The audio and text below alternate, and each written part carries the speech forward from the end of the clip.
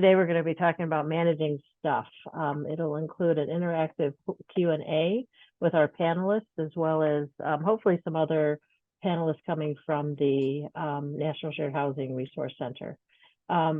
So I'd like to start out by talking about the National Shared Housing Resource Center. As a lot of you know, we've been giving these presentations over the last couple of years. And we have, today's going to focus on hoarding behaviors.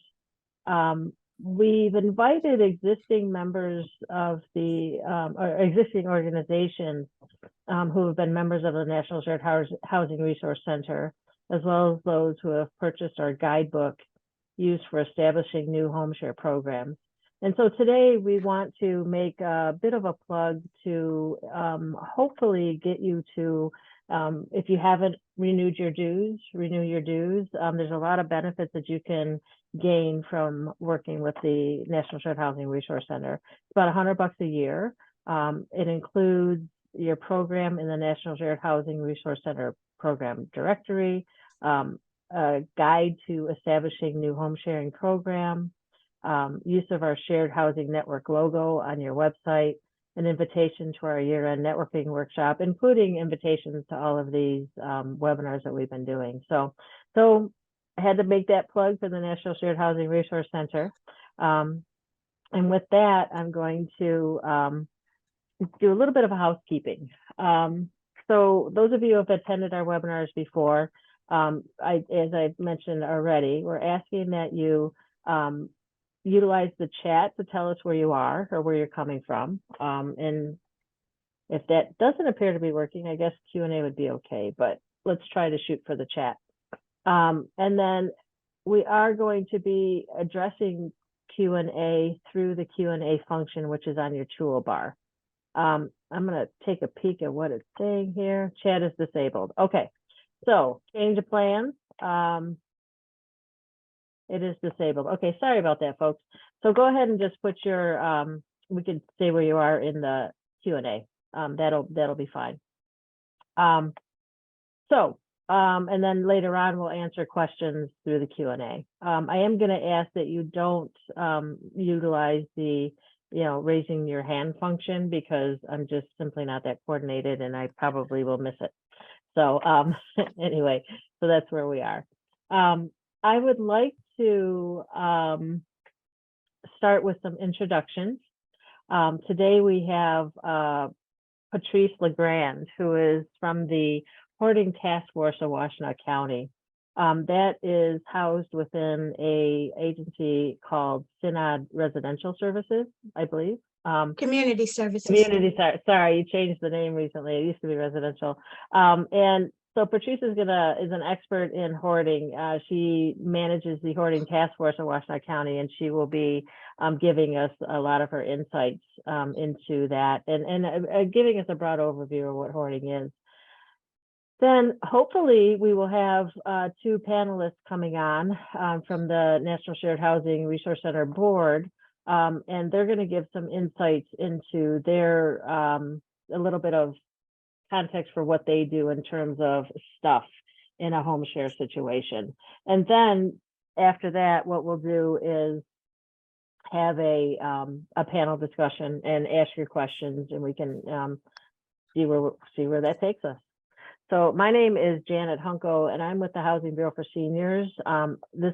We are a program of Michigan Medicine, and I am moderating and facilitating this webinar today. So without further ado, we are going to try and stick to our hour time frame. So I would like to introduce again Patrice Legrand, who is, if you want to put on your camera, Patrice, that'd be great. It's on. Oh, it's on. I'm sorry. I have, Okay. You are there. Okay. Sorry, my screen was a little weird. Sorry about that. So Patrice, as I said, is from Synod Community Services, and she's a MSW social worker, and she's also works with the Eastern Michigan University, where she teaches courses in social work. So if she wants to add anything else about that, I will let her do that herself. I'm going to disappear from the screen while Patrice takes over. And just let me know when you want me to forward the slides. Okay. Okie doke. Thank you very much. Well, welcome everybody. And thank you for the invitation to speak with you guys about, give you a general overview about hoarding behavior. I first got introduced to hoarding as a BSW student, and at my placement, they had some clients that had hoarding behavior. And so it was an eye-opening experience for me, but it also created a passion in me to try to help and support people with hoarding behavior on how to maintain their housing and to live in a safe environment. So I hope that I can share some of my passion with you guys and just give you some general information. Let's see, I've been doing this probably for about 17 years now, working with people with hoarding behavior. So I've seen a lot and done a lot. So Janet, go ahead and advance the slide, please. So just so you guys know, just because hoarding has recently come into the media and there's TV shows about it, hoarding has been around for a long time. And these are just some of the things, some of the times when hoarding behavior has come up. It was mentioned in Dante's Inferno in the 14th century. There's some literature, but I think some of the things that you guys may be more familiar with is the media coverage of maybe the Collier brothers in the 1940s in New York, where they had a totally hoarded brownstone, and also Edith Bouvier-Bill, who is related to Jackie Kennedy. And there's a movie about them called The Grey Garden. But I think that hoarding behavior finally got its due in 2014 when the DSM-5 put hoarding in as a disorder. And so it was standalone. It was no longer linked to OCD. And it now has become a billable service. So I think that we're going to see a lot more information and a lot more treatment options to help and support people that have hoarding disorder. Next slide, please. Just to give you a little overview about the task force of Washtenaw County, we came together about 17 years ago, and what happened was that we were getting a lot of property managers that were calling the eviction prevention program at the Housing Bureau for Seniors, saying that, you know, they have these tenants, they have this problem, and they don't necessarily want to kick them out, but they don't know how to help them. So we started gathering information and asking around in Washtenaw County, and what we found out was that there was a lot of people in Washtenaw County through different service organizations that were providing services to these people. And what we realized was that we were depleting a lot of the resources in the community because several different agencies were using funds to help a single individual. So what we decided to do was try to, one, raise public awareness about this disorder and this behavior, try to make sure that we weren't utilizing all the resources in Washtenaw County for people with hoarding behavior, and tried to come up with some interventions, and also to develop best practices. One of the first things that we did when we were working with clients was think, well, if we could just get everything out of their unit or, you know, their home and create a safe environment, then we could help them. So we did one of the primary no-nos with working with people with hoarding behavior, and we got a storage facility. And we cleaned everything out. We came back in 6 months and the apartment was completely rehoarded. So that's one of the things that we learned very early on what not to do. And over time, we did find a treatment option or a therapeutic, evidence-based therapeutic treatment that has helped us work with clients that have hoarding behavior. Next slide. And this is just a list of the members of the task force. And just what you guys will see is that they're for-profit and nonprofit organizations. They're part of government facilities. And we've just got a very broad base of people that work on the task force, which is really great because we can be very collaborative in how we work with clients that have hoarding behavior. Next slide. One of the things that we've also learned is that clutter and hoarding is on a continuum. You know, we could have someone that has clutter behavior, but as they age and maybe have some mobility issues, that clutter behavior turns into hoarding behavior. Next slide. So when you think about clutter, I don't know how many of you guys have like a dining room table where you come in, you take the meal and you throw it on the table, and you know, you have other things and you just kind of throw it on the kitchen table or the dining room table. And then you want to sit down and do something, and there's all this stuff covering your dining room table. That's kind of what clutter is. We do things, we don't really think about it. Stuff accumulates without much thought.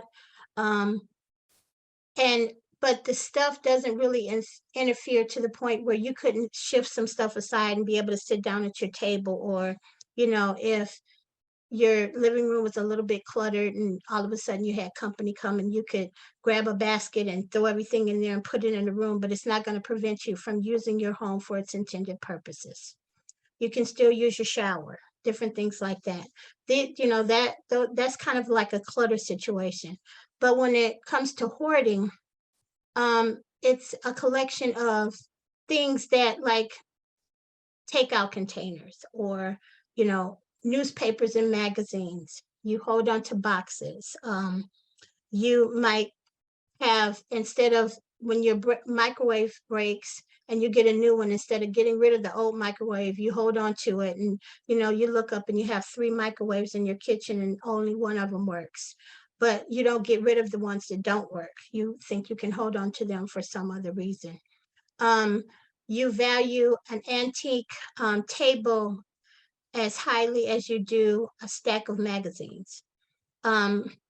You're no longer able to use your shower because you're using your shower for storage, or you're no longer using your stove because you've decided that you can use that to store stuff in. So it starts to impact your daily living activities. And one of the key and most important things when you think about hoarding behavior is the thought, or someone asking you to get rid of any of the things in your home causes you great distress. And when I say great distress, I mean that to the point where if you're working with someone that has hoarding behavior and you ask them to get rid of those 2 broken microwave ovens, they would get so upset that they might kick you out of their home and stop talking to you, or they may get so mad that they're screaming and shouting at you because you've asked them to get rid of something that's of value to them. Next slide. So when you think about hoarding, there's 3 characteristics: difficulty discarding items, acquiring excessive items, and organizational problems. So, you know, we've already talked about, like, difficulty discarding items. You know, when you think that it's important to keep every single takeout container, we actually worked with a client that collected takeout containers. And I'm not, you know, nowadays with COVID and everything, the takeout containers are a lot more fancy, you know, where you can actually use them for meal prep and things like that in a lot of restaurants.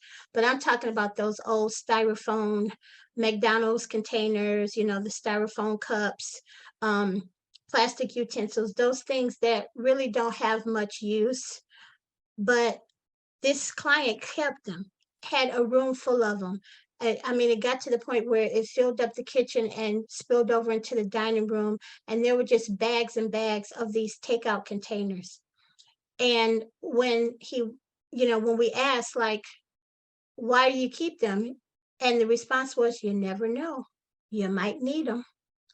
How do you respond to something like that? You really can't. But the fact that this individual felt like it was very important for them to keep every single takeout container and not throw it away. Another with hoarding behavior is acquiring excessive items. So when you think about, I'm trying to think, so like shopping, we all love clearance, you know, nowadays, you know, we love it. There's no store that tells you to come into their store and not buy something. So for someone with hoarding behavior, it's very hard for them to go somewhere and not buy something. It's hard for them to, you know, they probably have a rotation, or that they have a routine that they do weekly. They go and stop at the Salvation Army. They go to Purple Heart. They go to these places. What's that other place? Value World. You know, and they buy these things, you know, that are inexpensive or cheap, not really because they need them, but just because they can. They want it, but they don't necessarily need it, and it gets to the point where it takes over their home. And then you've got like these wonderful places where there's always these brochures or free magazines, or you know, in some of the senior subsidized housing, that they get these free newspapers every week. If you know, a person with hoarding behavior continuously walks past these stack of magazines and no one takes them, at some point, they're going to take all of them and take them into their home. Even though they only really need one, they don't want those to go to waste, so they're going to take them. So they're going to acquire them. They're going to pick them up. And then the other problem is that a lot of people with hoarding behavior have is that they don't know how to organize their stuff. And it could be that, you know, one, they don't have the space, or two, and I'll get to it in another slide, things have to have a certain place, or things have to be grouped together. And when someone with hoarding behavior doesn't have the right place, or they don't see the perfect fit for it, they just continue to pile it up, and they don't address it. They just continue to acquire things and bring things in their home, but they don't find a way to organize the items in their home. There also is some genetic links to hoarding behavior. So there may be, if you know of someone that has spoken of a family member, a grandparent, parent that has hoarding behavior, there's a possibility that the children or the grandchildren may possibly develop hoarding behavior in their life. Next slide. So, you know, some insights into people with hoarding behavior is they don't have a problem with their hoarding. Other people have the problem with the behavior. So a lot of times when someone, you know, goes into a home that's hoarded, you're thinking about how you would want to live, but the person with the behavior is as perfectly fine living the way that they're living. The other problem is that it's really a challenge to try to treat people with hoarding behavior, because they don't see anything wrong with it. So they're not going to go into the doctor, or they're not going to go in and tell their therapist that they have a problem with hoarding, because to them, they don't. When people that do have hoarding behavior do seek out treatment, it's because they want to keep their housing, or they want to keep their family intact, because, you know, if it's a hoarded home with small children, you know, adult protective services might get involved, or the landlord might say, look, you know, if you want to continue to live here, you have to, you know, you have to keep your home to a certain to a certain order. Or if they have their own private home, when the hoarding spills to the outside of the house, and then city officials get ordinance complaints. For some people, they feel like they know how to get rid of it, or they know how to organize it, but they get so overwhelmed in the process that they just shut down and they don't do anything. And again, for some people, they don't see anything wrong with the way that they're living and their behavior. They get pleasure out of it, and for some people, it's a safety issue. You know, it gives them a sense of safety. Next slide. So when we think about, you know, like the beliefs of the people with hoarding behavior, I mentioned about perfectionism. You know, if they have these things and they feel like, well, it has to be stored in a certain place, or I have to have all of these things that are similar or like stored together, but you don't remember where you put them, but you know you have some, or you only have one, so you set it here and then it gets covered up, just trying to achieve this perfect situation that they have in their head. It's impossible for them to be able to do it. I had a client that everything that she put together, like she had all these wonderful totes, but she could only put like things and similar things in a tote. So if she only had 3 or 4, that tote was only filled with those 3 or 4 things. And then everything else that didn't match was just all over surrounding the tote, but she couldn't see clear to just put everything in the tote and put it up and out of the way. Um, a lot of people that have hoarding behavior, I feel like, are like the original recyclers. They are people that have been seeing value in things for all of their life, and so they want to, they want to save it, or they want to make sure that if it's given away, that it's given away to the proper person, or it's used for a certain purpose. And until they find that, they hold on to it because they feel responsible for whatever this item is that they're hoarding. Next slide.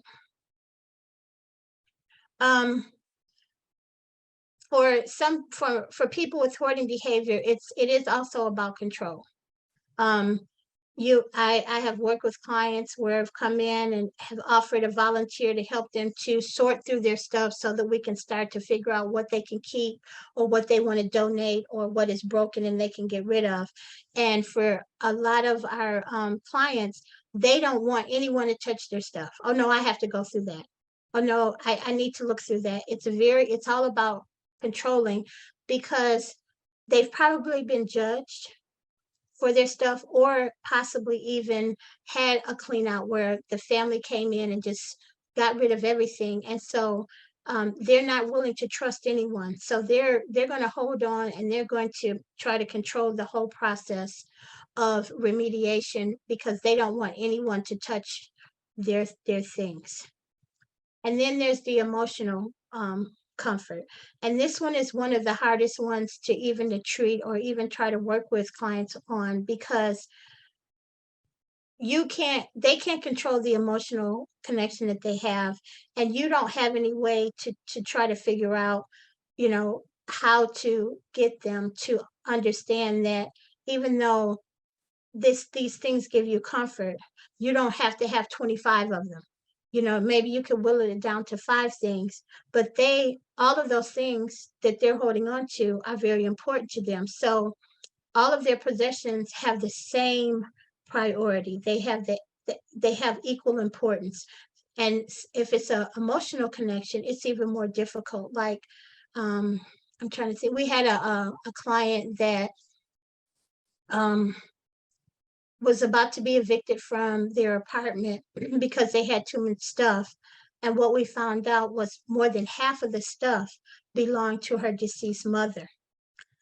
But the thought of throwing away her mother's items, she felt like in throwing away or getting rid of those things, that she was going to lose her mother, when we all know that when you love somebody, you always carry them with you, because you remember, you have the memories, and you have that memory inside of you, and you always remember that person. You don't need their things in order to remember them for the rest of your life. But she felt like if she got rid of those things, that she would lose her mother again. And it was very difficult for us to get her to understand that mom was still going to be there whether you had her things or not. Next slide, please. So just to let you guys know, hoarding behavior, the prevalence of hoarding behavior, what we found is it comes out more with older adults, because what happens is someone will break a hip, have knee replacement surgery, and the occupational therapist will do a home visit to try to determine, like what they need to work on them with before they release them from rehab. and they find that the home is hoarded, or there is, some type of in-home care that's coming in, and they found that a senior person is living in a hoarded situation. And so we see it more in older adults, but the prevalence of hoarding behavior can be as young as 3 years old. Um, we Again, because the people with the hoarding behavior do not see a problem with how they're living, but they know that other people have, due to maybe a family situation, or someone coming into their home and being, like, offended by the amount of stuff that's in their home, or the way that they're keeping their house. A lot of people don't allow you into their home. If they have hoarding behavior, they're not going to let you come in. They will come to you. So we don't even really know the number of serious hoarding that's occurring, but the range is anywhere between 1 in 50 people and 1 in 20, or as high as 1 in 20 people. But it's very difficult to get that information because people with hoarding behavior are not going to let you into their home. It's more prevalent in men than women, and women are typically the ones that will try to get some type of treatment. And that's definitely true, because a lot of the people that we've worked with at the Hoarding Task Force, a lot of the women that we have gotten through a crisis where they were possibly going to lose their home, and we work with them and help them to create a safe environment which will pass inspection. A lot of them want to know, well, why do I do this? Why do I behave like this? And sometimes they will be the ones that will seek treatment. Very rarely do we get a man that wants to seek treatment for their hoarding behavior. Um, and again, we talked about genetics. It does run in families, and it could just be that, if you've grown up in that behavior, you've kind of become, you know, blind to it, or, it's just kind of like that's your norm. And so we have found that, you know, children, mothers and daughters are living together, and they may just continue to have the hoarding, but they'll blame each other for the hoarding, the hoarded home. Next slide.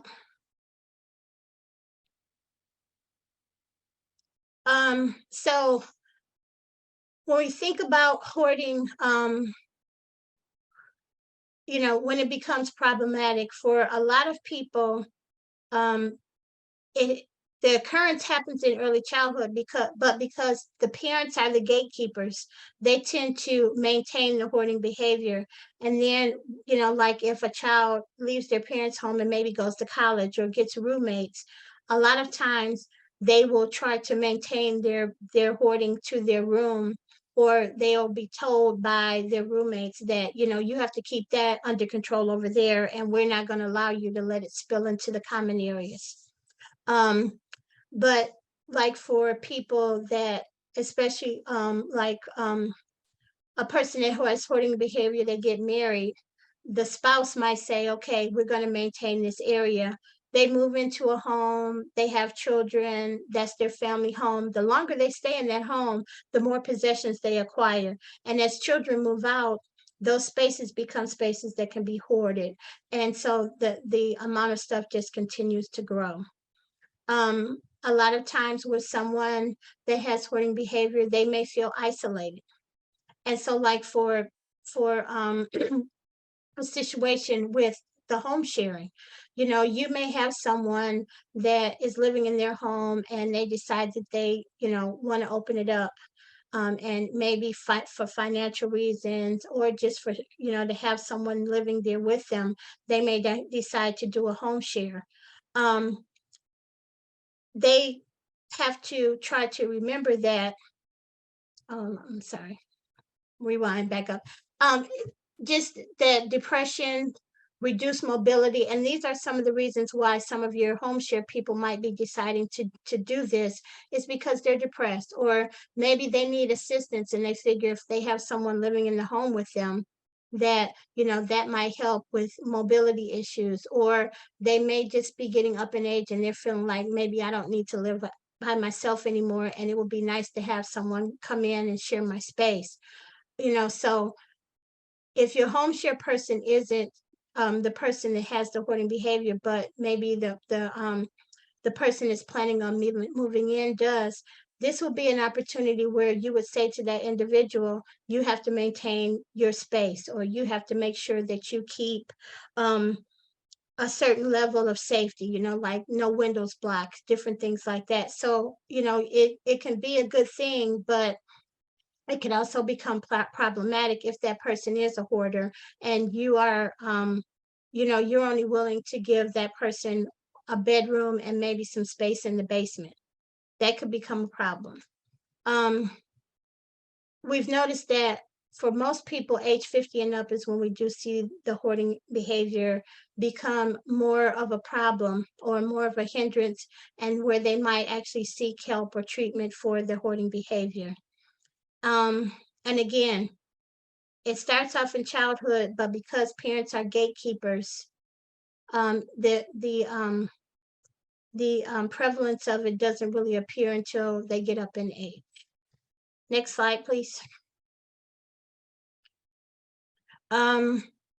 These are the primary reasons why excessive storage and hoarding is a problem. It's a fire hazard.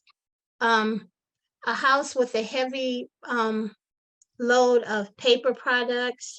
And, one of the things that we've also learned is, especially with working with Ann Arbor Fire, is that nowadays a hoarded home, the burn is more toxic, which means that because of the more plastics that are in a home, used to be furniture was made out of wood and metal and, natural materials. And when they burn, they just burn down to ash. Well, now with with a lot of the synthetic items, it's a more toxic fire and it burns hotter, and it causes more problems. So it's definitely a fire hazard, public health hazard.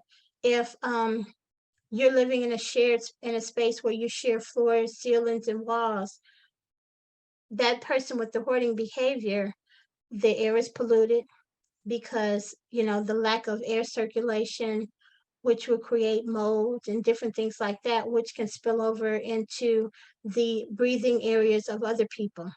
Infestation, we all know that in winter months in Michigan, where I live, the critters try to find a way to get into a home and be more, warm and safe. In a hoarded home, it's very easy for a mouse to get in to your home if there's a small crawl space, and you don't even know that you're infested with mice until someone finds droppings. For people that get older, it's a trip and fall hazard. As their vision decreases or their mobility becomes limited, that same hallway that they could walk through with no problem, it can become a trip and fall hazard. And then the other thing is just first responders can't get in. If they don't have 36-inch pathways to get their stretchers in, they can't come in and provide care to people. Next slide, please. So when the hoarding task force got together, we tried to find a treatment model that would help support our people with hoarding behavior. But we also knew that we couldn't cure them, that all we were trying to do was provide them with some safety. So we came up with using the harm reduction model. And basically the tenets of harm reduction is to recognize that people can't always, it's based on the drug treatment model, where they were trying to help addicts, heroin addicts. And what they realized is these heroin addicts weren't going to stop using, but if they could give them clean needles, so when they're using, they're at least going to keep themselves safe, that was the best way to try to help them while they were trying to get them into treatment. And what we realize is that for hoarding behavior, the same policy kind of works. We just want to improve their situation. We want to try to reduce them buying things. We want to try to create an environment for them that's safe, healthy, and comfortable, and where they can use their home for its intended purposes. Next slide, please. So this is an example of harm reduction. This table right here, you can't use it, to sit down and have a meal, write a letter, fill out your bills or anything. The picture you can't really see, but there's a lot of stuff on the floor. So this is the before, and if you could click again, this is the after. Now, for some of you, you might think, yeah, no, it needs a little bit more work. It does, but the person can now sit at their table and write a letter, move it over, sit their laptop up there, eat a meal. And the other thing that we notice when we came into this client's house for the after is that there were fresh flowers on the table, which meant that their mood was better and that they felt more appreciated, where before there was a bouquet of dead flowers there. So one of the things that you also have to remember is, as we work with these clients and we do try to create a more livable space for them, a lot of time it improves their mood, and where they may have been very depressed about their situation, sometimes they feel a little bit better about it, and they may even want to continue to work so that they can have family or friends into their home. Next slide, please. So for us, a success is preserving housing, reducing the harm, doing things in small steps, but being slow and steady in our progress. Try to motivate the client, and try to give them habits that they can maintain after we're gone. Because, for me, the end goal is for me to work my way out of a job, where I don't have to come in weekly to see them, that I can go down to every other week, to once a month, to maybe quarterly, and then I'm just, no longer in their life. And one of the ways that we found that work was to use photographs. So when we go in and work with our clients, we take pictures. And because a lot of times what will happen is, because they live there and they're kind of blind to the situation, they may not see how they're improving. And if we use pictures, we can show them the progress that they've made over periods of time, so that they can see that they are really working towards a goal and that they are making a difference. Next slide, please. And this is just kind of an example of showing progress with photographs. The picture, I guess the top picture dated July 12th. That's the first time that we saw the client. And if you can see, it's moving from left to right, the changes gradually. And then the last one on the bottom on the right, that's, you can see the window. They can sleep in their bed. They can walk around in their unit. And this was an efficiency unit. So it was basically just, one large space where they sectioned off a bedroom and a, living area. Next slide, please. And this is just another view of the same efficiency unit taken over time, and you can just see the progress. And the funny thing about this individual is, we didn't really throw away a lot of stuff, but a lot of those totes in the first picture, they were empty, because she was trying to organize herself, but she just didn't know how to do it. So we just helped her to sort through the things and organize them. So she didn't really get rid of a lot of stuff, but she just organized it in a way that created a safe environment for her. Next slide. And I hope that I gave you guys a general idea of hoarding behavior. And during question and answer, I would love to be able to give you guys some tips and pointers on how you can make sure that when you're entering into an agreement with someone, that you can set some very clear guidelines with regards to hoarding. And it can be very general, but it can definitely speak to someone with hoarding behavior. So thank you.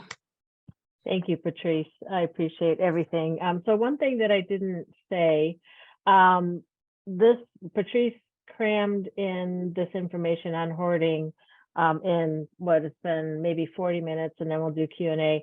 She teaches an entire course at Eastern Michigan University. It's a mini course, but it's still an entire course on hoarding behaviors. So thank you for condensing the information in this short a time. I'm going to take a peek at the Q&A, because we did ask for people to put their names in there. Can participants see the Q&A as well? Can somebody give me a note if yes or no you can see participants? I know that the panelists can, but can participants see the Q&A. That's something I probably should learn about with this. Let's see. Yes, we can see. Okay, great. So I'm not going to go through. I was going to make sure we acknowledge who everyone else is here. So I won't do that, but then we will talk about going into the National Shared Resource Center's response, which my next slide has a typo, so ignore that. We were originally supposed to have two other panelists here, both of whom were from California, one of whom is from Southern California, and I think that she might be in snow, which I know that folks in California aren't used to. We're looking at about 10 inches this afternoon, so easy peasy for us, right? Right, Patrice? So we're going to skip this section, but I do want to acknowledge there's one other person who is on the board from HomeShare Vermont.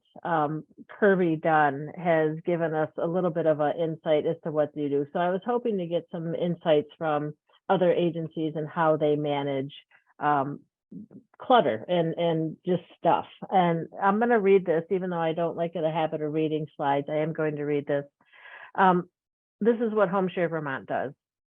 We keep a storage until I think that's supposed to unit that we pay for year round and offer it to guests. And HomeShare Vermont refers to as guests and hosts, as opposed to other language that we might hear in HomeShare. So we offer it to guests who are moving out of their HomeShare and having difficulty finding other housing options or simply getting their stuff moved out. We don't want them or their stuff to stay past their notice and don't want the stuff to be a reason they don't move out. If we offer this, we have them sign something outlining the timing and access. We have done it from 2 weeks to 6 months, depending on the person or the situation. The agreement also states that they move out and that they match amicably. Based on landlord-tenant law, we assume that right to move and dispose of items is after agreed upon time. We don't offer it to everyone, but have been able to help people in transition. So that's just one idea of how to manage stuff in a home share. So what I'd like to do, we're going to switch gears a little bit since we don't have other panelists. Would like to hear, before we get to Q&A, can one or two of you give me an idea of what you do, or give the rest of us an idea of what you do, if you have an idea, in terms of home share and stuff? If you could put that into that, or we're a small crowd, I might be able to get the microphones going. And I'm going to break my rule and say, if you do have something to say, go ahead and raise your hand and I'll hit the button to allow you to talk. And if we don't have any takers, we'll just jump on to Q&A. Okay. Okay. And I lost my Q. Okay, there we go. Okay. All right. So, let's take a look at the Q&A and let's see what we can, what kind of questions we have here. So the one that I did see, it's not necessarily related to our topic here, but from Julie. Maybe you and I can talk offline. I can get you information about the membership. So, let's go, we'll talk about that later. Okay, next question. So how often do hoarding issues arise in home share situations? So I don't have a panel to answer that question, but I will give a stab at it. My agency doesn't have a home share program anymore, but we used to. Part of the goal in a home sharing situation is to work in a prevention mode. So making sure that you're looking at the homes and viewing the homes and doing that home visit to ensure that there's not that hoarding behavior to begin with. But as Patrice says, it's conceivable that a person cleaned up their space because they had hoarding behaviors. And then, as we know, it's something that doesn't ever go away forever. So go ahead. Do you want to chime in, Patrice? Go ahead. Do you want to? No, I was just gonna say, I know for, we did have a, a situation where a person was considering doing home sharing. And, we talked about it, and what we, suggested to them is that they make, when they're putting their lease agreement together, Mhm. that they give very specific things like that. The person, there has to be 5 points of access, that if they have their own bathroom, that you have to be able to get under the sink to check the plumbing, that the floor needs to be seen, that the windows aren't blocked, and there's 36-inch pathways. If there's a storage space in the basement, that they have to have a 6-foot space between the hot water heater, the furnace, things like that. So basically what we're doing was we're saying, if you want to live here, you have to follow these guidelines. Mm-hmm. You Yeah, know, that's great. And one of the things that we ran into, the person moved in and then kept moving in and then kept moving in and then kept moving in. And finally we got a call that says, I don't have room for all this stuff. And so we had to go in and do some kind of mediation type of thing. However, had we a better system for finding out from the seeker, the person sharing the home, if we, what kind of stuff do they have, we might have avoided that situation. But sometimes it's unavoidable. So in answer to the question, I think it does. I think it's, in my experience, more clutter concerns come into play as opposed to hoarding. But I think it's also something to be mindful of and something to pay attention to. so I do have a question though, like for the people that are seeking the home share, do you guys do a home visit to their existing, where they're currently living when you're doing? Say that one more time. I'm sorry. I'm sorry. For the seekers, as the agency that's doing the home share, do you guys do a home visit Mhm. to the seeker's current home before you match them up in a home share situation? That's a great question. Does anybody want to chime in on that? Oh, I have Justin. We have a couple of them. So Justin has his hand raised, and then go ahead, Justin. You're unmuted. Thanks. Can y'all hear me? Yep. Yes. Okay, great. Yeah, Patrice, I always, whenever I set up an interview with the seeker, I always ask if we can do it at their home. They're usually reluctant to, even totally regardless of hoarding, because there's some reason that they're trying to move out of the place, right? But whenever possible, we do. And I have a weak bladder. And so I can always honestly say when I arrive at the home, hey, I need to use your restroom. Is that okay, real quick? And then we get to check out the restroom. I always let the seekers know if I can meet you at your home and if I can use your restroom, then I get to tell the provider, hey, I saw how they live. And this is someone you're not going to. And then so a reluctance to get involved in that if there's not a clear excuse like, oh, my current housemate is really hostile to me, this would be bad. If there's not a clear excuse, then that just becomes one more data point, I suppose. Yeah, that would be a red flag. Absolutely. And if I can, I just wanted to share, we had just on the first, we had our worst move out ever, where the gentleman had been living with a mini fridge full of meat that was rotten before he moved out, trash all over the place, and a gun. So I met the provider at the house to introduce the new person that was supposed to show up to take over the room. Open the door, and oh my goodness, and she, what do you do when there's a gun that the person left behind? And before I could look it up, I'm just calling the sheriff, and they came and they did remove it. Yeah. But to me, that's just an example of just how deep the hoarding behavior goes. I am sure the gentleman loves his guns. I'm sure he loves them very dearly, and wouldn't have left them behind except for his distress and incapacity to take them with him. Yeah, absolutely. Thank you, Justin. Thank you. So I also see a few things on the in the Q&A from Justin. Sometimes folks, and this may be redundant, but we'll read it. Sometimes folks engaged about their hoarding enter into the kind of shell shock, eyes wide but absent. What's a compassionate, effective way to continue the engagement, if any, when you see the mental circuit breaker trip like this? So I think what you're saying is when you see that behavior, how do you handle that? Because it is shocking sometimes when you can't navigate your way into a room. What do you do? I think the thing that we try to focus on is we focus on code violations, health and safety. We don't address the stuff. So we don't say, whoa, you've got a lot of stuff in there. What we say is, can you get to the outlets?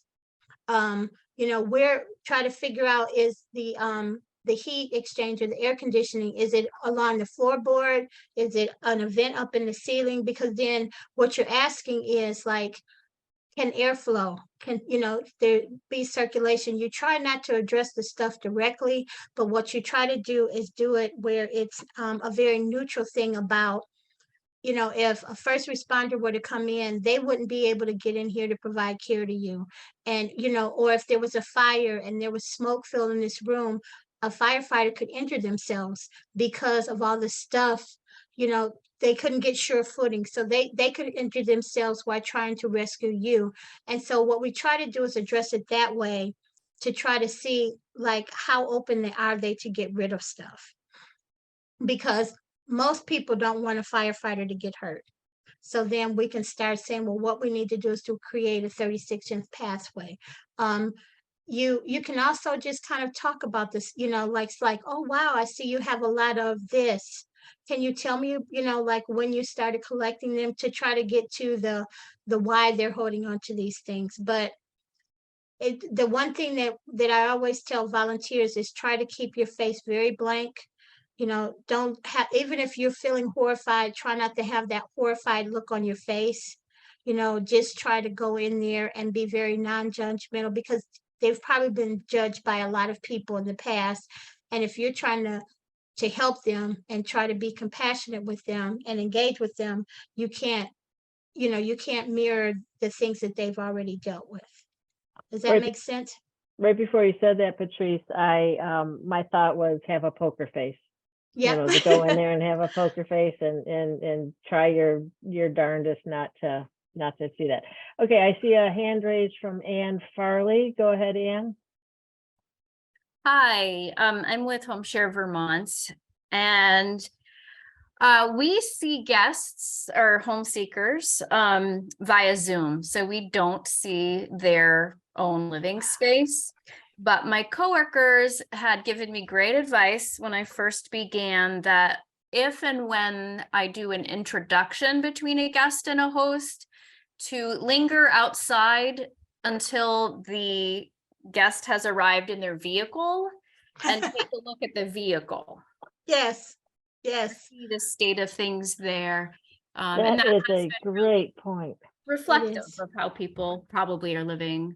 Yes. And that's actually true. When you are at the grocery store or something and you walk past a car and there's only enough room for the driver, two things can be going on. Either the person is living in their car, or they have hoarding behavior and they don't have any more space in their home. And so the hoarding has spilled over into their car. Patrice, so yes. Is it still true that an indicator of hoarding behavior are pods outside the home and tarps? Is that, because I know at one time we had talked about that. Yes, absolutely. So if you're driving past someplace, especially a privately owned home, and it may be spring and you see the tables with the tarps, you may think they're getting ready for a garage sale. But if it gets to be October and those same tables are out and those same tarps are out and you don't see any type of home improvement or anything, it's more than likely that the hoarding has spilled out from the inside of the home into the outside of the home. Definitely. Right. All right, I'm gonna look at the Q&A again. Julie, Andre, we actually had a heavily cluttered home, and part of the agreement was to keep clearing out storage space for the new housemate. So that was embedded right into the agreement. Okay. And then let's see what else we have here. A it's a little mix of comments about the actual Q&A itself, so bear Okay. with me. So again, Julie, I currently have a trial period going for a guest who has insisted on being able to bring his crystals and shelving to support them, and the standard bedroom probably won't be able to accommodate that much stuff. Trying to navigate that one. So I'm gonna, Julie is asking to talk. Go ahead, Julie. Can you hear me? Yes, we can. Okay, thank you. Yeah. So this is my most recent one, and I wasn't able to see that guest or the home seeker's home because he was in transition and he was actually being hosted by a friend. So I don't think it would have helped to go to his place because I think he was on his best behavior then. We do reference checks, so the kind of feedback that I got wasn't clear on in terms of the clutter. But so during the introductory meeting with the host, he mentioned, oh, I have those 6-foot long tables where I like to display my crystals. So he does work with crystals. He goes crystal mining and stuff. This is a 65-year-old man who is still working too, but very active. So an interesting person, but so he has his storage unit and he moves into this home where there's currently a queen bed. And he's saying, well, that room is very small and it's a pretty much a standard bedroom for our parts, which, they are small, 11 by 11 maybe. So queen bed will pretty much fill up the whole room. It's like, oh, there's barely any room for a dresser. And I say, well, what about the closet? Well, the closet's already full. I filled it up with all my clothes. And the agreement was that during that trial period, people would bring in the bare minimum. So it seems like he already hasn't really brought in the bare minimum. So I'm wondering about that. And it's like, well, after 1 week of being there, I've talked to Camille, to the host, if I could rent out her second bedroom, maybe for a little bit of money so that I can put a table there and, do what you were talking about, like do my mail, pay my bills. And I said, well, what about the common spaces? She's got a dining room table. Like, oh yeah, but there's clutter on it. And well, you could have that discussion. The home sharing is also about sharing those common spaces. So with him, we're really kind of, I'm on the lookout, like I'm being very cautious with this person where, I don't know, I'm worried that if he starts bringing stuff in, it's going to be really hard to. Yeah. Julie, I'm going to cut you off because we are at time, but I'm not an expert on hoarding. I'm not an expert on home sharing, but I'm thinking you have some serious red flags there that maybe this isn't an appropriate home share match. Right. Yeah, I would, and maybe reach out to some colleagues to see if they would concur, but I think that that's the case. But we are at time. I want to be respectful of everybody's time, so I know we all have busy schedules these days, but thank you, Patrice, very much. This is very informational. We appreciate all that you have to offer, and thank you for taking the time. And thanks, everybody. So look out for other webinars that we'll be doing in the next couple of months, and definitely reach out to their National Shared Housing if you have any questions. All right, take care, everybody. Bye-bye now. Thank you. Bye-bye. Bye.